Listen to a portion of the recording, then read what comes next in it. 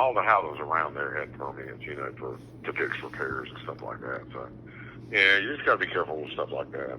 Okay. So, I know I've been to the property maybe twice, and Yeah. I realized that a few of the houses may have been hit hard by the flooding, but Yeah. when meeting with the owner's representative, um, she said that the water didn't get in. It may have gotten to the door. So Yeah, well, the couple of guys, I couldn't really see anything when I went.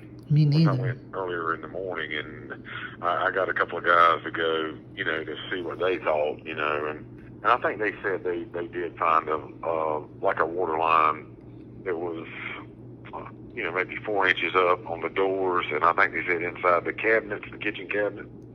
Okay. But I didn't smell anything, but both of those other guys said, did you notice any smell when you went inside?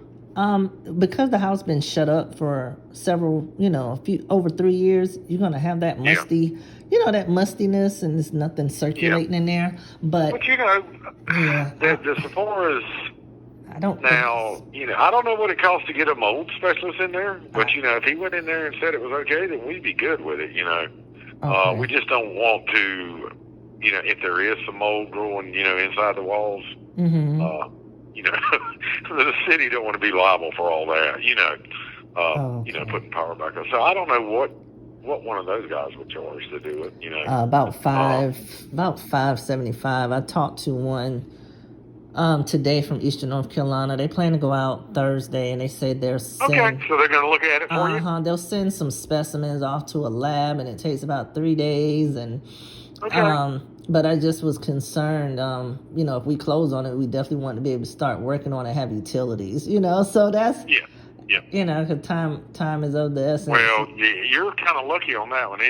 And that property is up maybe just a little bit higher. It kind of looked like than some of the stuff around there, because a lot of them, got a whole lot more water inside than that one did, for sure, where I was concerned about the wiring and all that kind of good stuff, because, if the flood waters got on the wiring, then, the state was requiring you to replace it and all that kind of good stuff. But, most of that stuff was up, and it didn't get touched by the flood waters, with what we could tell was on the inside, so. Okay. So we don't think that the water got to the wires, because they would, I guess, be rusty or show some. Okay, and the house is cinder block. Even though it has vinyl siding on the outside, the structure is cinder block. So, I mean, just those inside walls would probably be concerned with. Now, you do know, and while I've got you on the phone, we don't turn power on anything till it meets minimum housing standards. I don't know if Jack explained that to you. There was one room in the whole place that didn't have but one receptacle, so I would have to make them go back and put a receptacle in that room. And I didn't see any permanent heat. Yeah, air conditioning is not required, but a source of permanent heat is. So that would have to be taken care of before we put power on. Would that? So I know in the front room when you first walk in, there was a little wall, and beside that wall was a line that goes to the outside oil tank. Yeah, I saw that too. I was thinking it might have been a chimney of some sort. Yeah, just as long as it would heat the whole house. That was a lot of.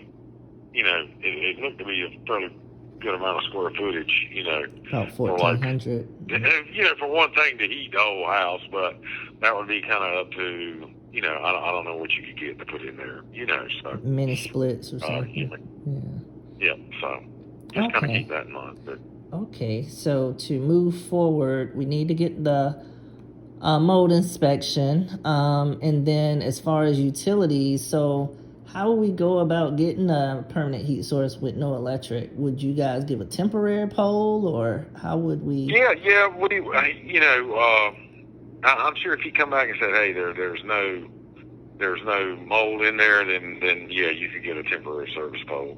Okay. Because I don't think it would require a building permit. Now, if there was mold, whether or not they would do the remediation or try to get rid of it without tearing up the walls.